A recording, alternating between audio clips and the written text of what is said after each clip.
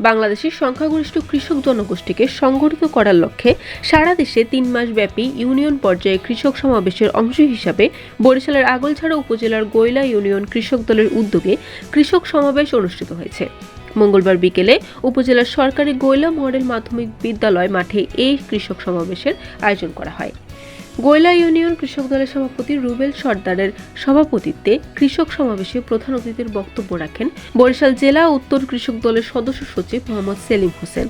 সমাবেশে উপস্থিত ছিলেন উপজেলা বিএনপির যুগ্ম আহ্বায়ক আরিফ হোসেন ফিরোজ মোল্লা, শামসুল হক খোকন, এনায়েত উদ্দিন খান মনু, যুবদল নেতা সালমান হাসান রিপন, রাশিদুল ইসলাম টিটন, উপজেলা ছাত্রদলের সাবেক সাধারণ সম্পাদক হেমায়েত তালুকদার, রিপন শাহ, সেলিম ফকির, গৈলা ইউনিয়ন বিএনপির সদস্য সচিব বদিউজ্জামান সরল সহ প্রমুখ।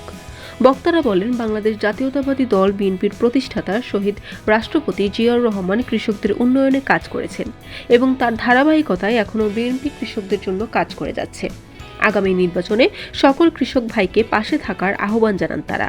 1992 সালে তৎকালীন প্রধানমন্ত্রী বেগম খালেদা জিয়া বরেন্দ্র বহুমুখী উন্নয়ন কর্তৃপক্ষ বিএনডিএ প্রতিষ্ঠা করেন।